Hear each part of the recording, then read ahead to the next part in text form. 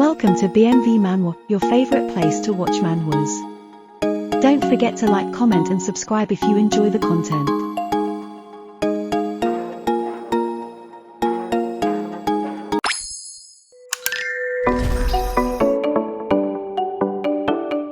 As they left after having fun at the waterfall, they stopped at a point to take a small break.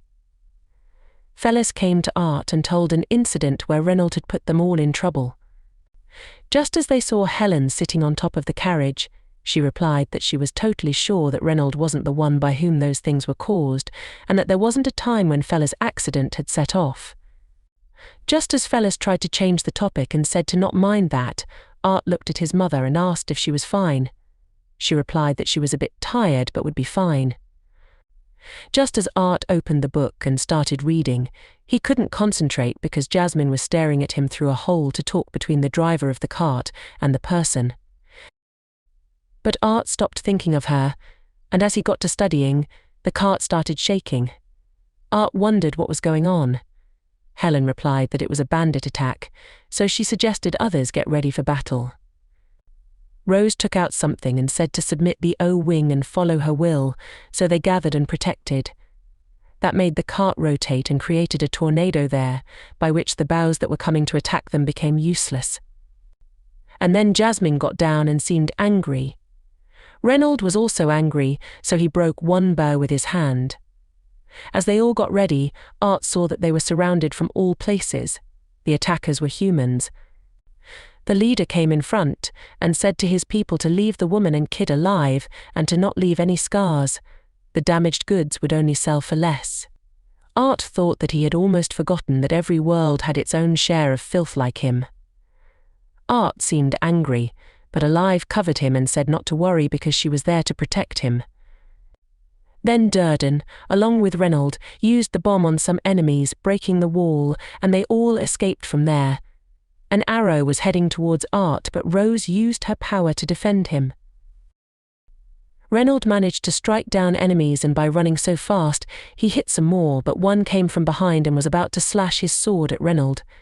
However, Helen used the bow and arrow to attack and kill that person.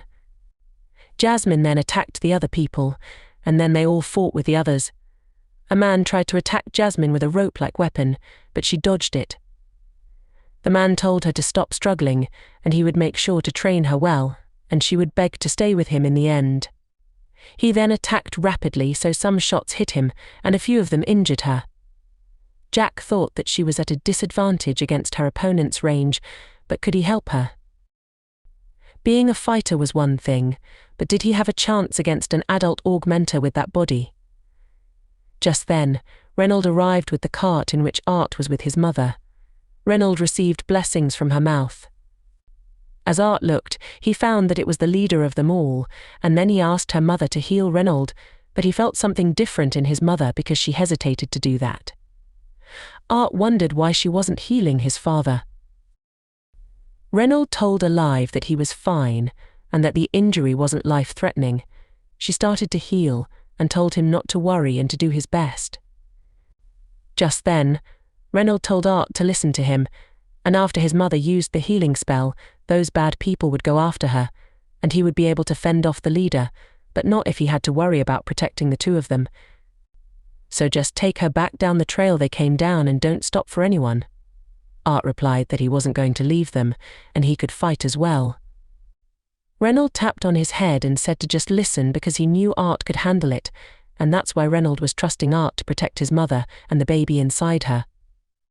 Art recalled his journey and realized that his mother had mentioned being tired frequently.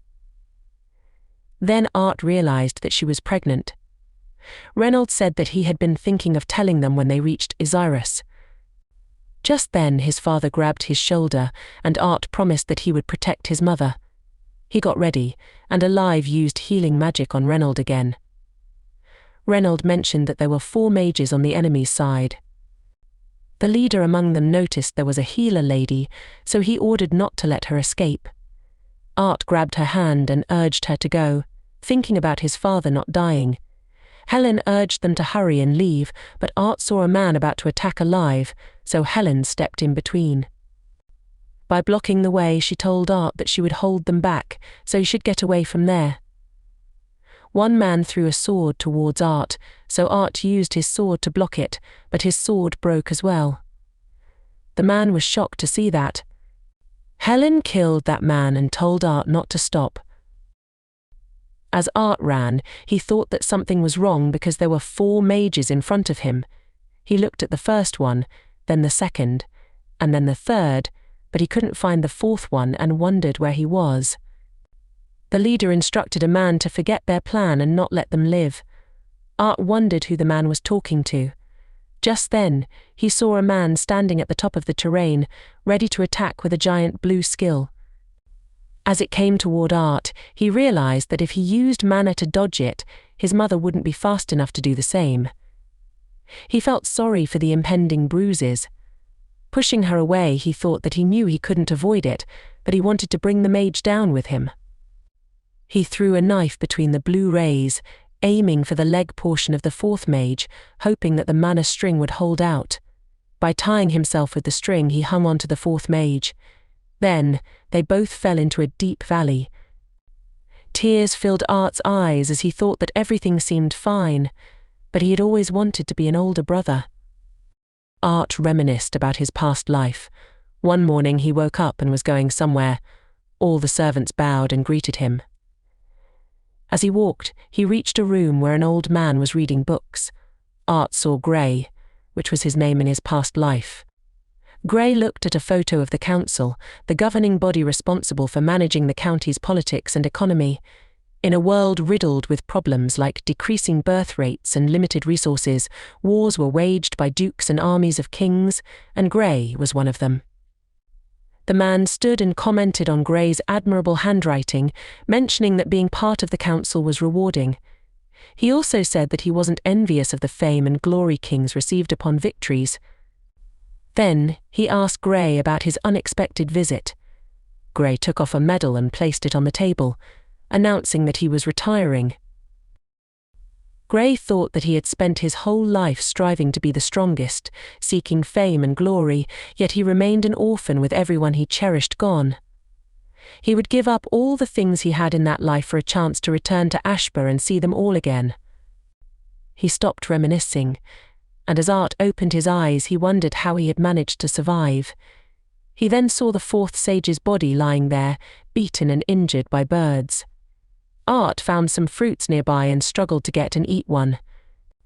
After a while he tried to get up, but his whole body was shaking. However, he managed to barely stand up and remove the knife from the man. Looking at the mountain, he wondered how he had survived and how much time had passed and where he was. But he didn't dwell on that and continued forward. As he moved away, someone asked him if he was finally awake. Upon hearing that, Art hid behind the tree and was shocked to see that the man was also alive. The voice asked him how he was. Art wished to God that the man would get up. The unknown voice assured Art not to worry because the corpse wouldn't be reanimating, which was what he was afraid of. Then Art relaxed, but he soon realized that he didn't have to trust the unknown voice, no matter how silky smooth and dignified it was. Art asked who was talking to him, and if he was the one who had saved him. Art saw an animal running from there. The man admitted that he was the savior of Art, and to find out who he was, Art had to visit his dwelling. Art replied that it seemed the person was so confident that he would even try to find him. The voice told Art that with his help, Art would be able to get back to his home. Art thought that it was right, and Reynold, along with the living, were the twin horns, and Art also had a baby sibling.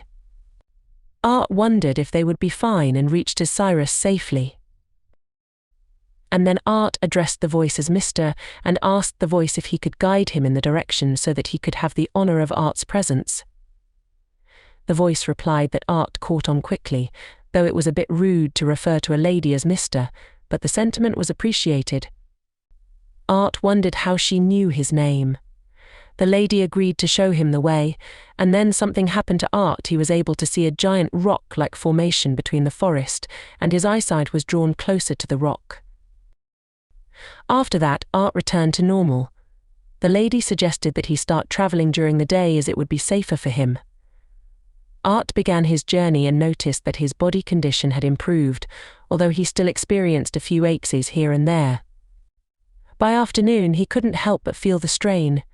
He even crossed a bridge made from a tree and wondered what magic the lady had used to save him from that fall, how she knew they were falling, and why she had only saved him. As he contemplated these questions, more and more thoughts filled his mind. He then heard some voices, so he decided to check that out.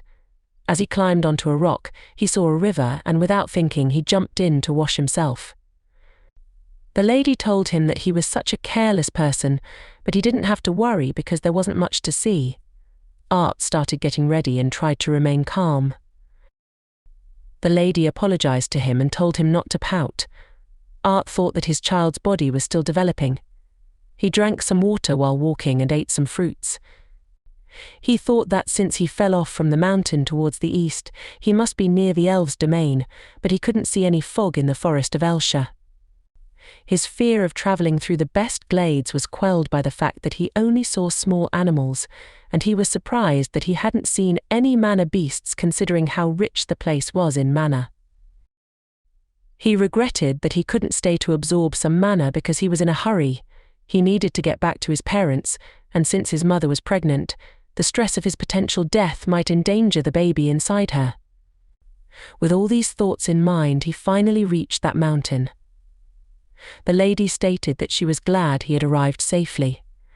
Art handed her a route and said that it was nice to meet her. She told him that as intriguing as that would be, she wasn't a cluster of sentient rocks and he would find her within the crevice. Art saw some light and hesitated as he got closer, but he knew he had to get home soon, so he entered.